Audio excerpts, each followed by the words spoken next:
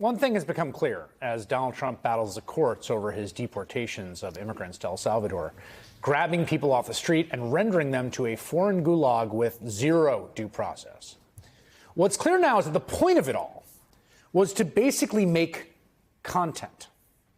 Trump and the government have eagerly shared videos and photos of shackled and forcibly shaved detainees to show they're doing something. Gross violations of human rights being done to provide fascist propaganda. Yesterday, we saw the worst example yet. The Secretary of Homeland Security, Kristi Noem, traveled to that gulag in El Salvador. This is the photo opportunity that she traveled there to get. It's a screenshot from a propaganda video that we're not going to show here because none of the prisoners stacked behind her like firewood consented to this. It's debasing and dehumanizing by design. In the video, Noem said that this overseas jail, where prisoners are being held without trial, is one of the tools in our toolkit that we will use if you commit crimes against the American people. They claim they're deporting undocumented gang members, but some just incredible new reporting from Mother Jones magazine suggests the American government is simply disappearing innocent people on the stupidest of pretexts. The magazine spoke with 10 families of disappeared Venezuelans who say their loved ones were abducted because the U.S. falsely accused them of having gang tattoos.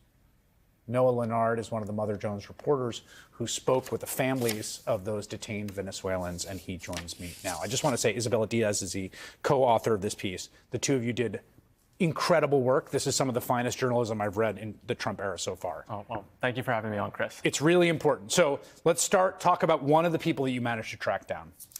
This is the family of Neri Alvarado. Tell me about who Neri Alvarado is. So Neri Alvarado, he actually celebrated his 25th birthday a week ago in this gulag that you talked about in El Salvador. He came to the United States last year from Venezuela, had been working in a bakery there, and I talked with his sister and his boss, and it was just immediately apparent just what a sweet man he is. His 15-year-old brother has autism. He has an autism awareness ribbon tattooed on his leg, and he only has 2 other tattoos, and this is part of the reason he was targeted. One says brother in English, the other says familia, family.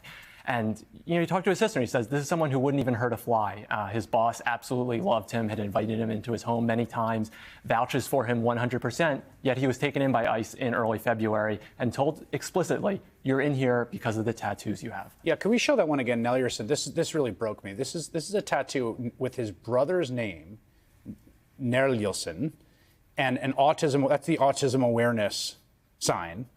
And that tattoo, we think, is part of what got this guy grabbed, deported, and stuck in a prison with a shaved head, stacked in those cells with zero way to get out because of that tattoo. Yes. I mean, it is hard to believe. I mean, but we spoke with 10, like you said, 10 families. All 10 of their relatives had tattoos. It's, there might be some people who were sent there who didn't, but clearly they were targeting people who had these tattoos based on the idea that this is an evidence that you're in a gang. But that is such pseudoscience, basically. And especially in this case, these are obviously transparently not gang tattoos. And what is so kind of infuriating about this is, too, that when he was taken to ICE's office in downtown Dallas, I was told by his sister and his boss, he recounted this one day later. He said, they told me I was clean. They checked my phone. I explained my tattoos. They said it was fine, but then he went to another office and they said, you know what, you're coming with us anyway. And this was happening right at the time where the highest levels of the Trump administration were pushing for more and more bodies to put into detention centers. You also had someone else who was a singer, a relatively successful singer yes. in Venezuela, right? Yes, we had someone, Arturo Suarez. I spoke with his brother and his wife. His wife, who lives in Chile, they had first, and you've got to think about this, these are Venezuelans. Their country has completely collapsed. So he had fled Venezuela nearly a decade ago in 2016, first went to Colombia, then Chile.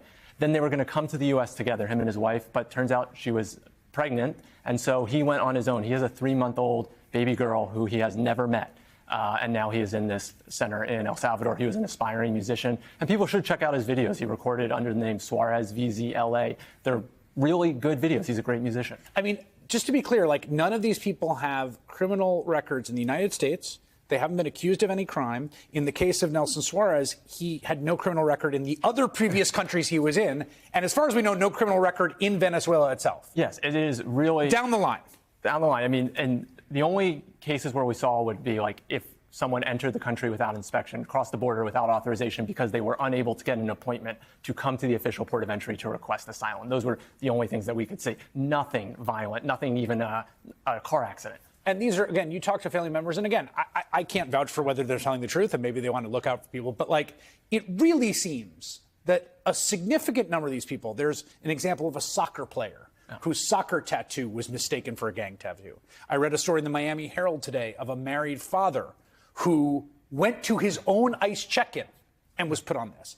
That, like, they were just kind of grabbing everyone with tattoos or not? Yes, I think they were grabbing basically anyone they could find. And like I was saying, there was so much pressure too, and there is still so much pressure. And this is something that's still happening. I'm in touch with someone else who ICE arrested last week after the plane went to El Salvador. And ICE is blasting his photo out on their Facebook and Instagram saying, certified Tren de Aragua member. And now, so this is continuing. And the only reason we don't have potentially more people going is because there's a court order right now that is blocking them from being sent to El Salvador under the Alien Enemies Act, this extreme war power. I mean, some of these family members only know that their loved ones are there because they saw them in the propaganda videos and recognized them. Yes, I think this is one of the most dystopian and horrifying aspects of this is, when I first spoke to Enrique, Neri's boss, on Thursday, he wasn't sure. He said, I'm 90% sure he's there. And I'm 90% sure because he called us yesterday. He said he was going to be deported to Venezuela. No planes went to Venezuela. The only planes went to El Salvador, and we haven't heard anything from him. And he calls us every day. So that's probably where he is. But they hadn't been able to recognize him in one of those photos. Later that day, CBS finally got a list of who's there, and they got that confirmation. But like you said, other people we knew, Natalie Sanchez recognized her husband, the musician, Arturo, because he has a tattoo of a hummingbird on his neck. And she saw the photo and said, that's my husband's tattoo. He was bent over. Yes. I mean, I want just so people understand what's happening here. This guy who's got an autism awareness tattoo, who came to the U.S. for a better life, and he was working in a bakery in Dallas, got grabbed by ICE with no due process, put on a plane. He is now in one of the most notorious prisons in the world. And this man's 22.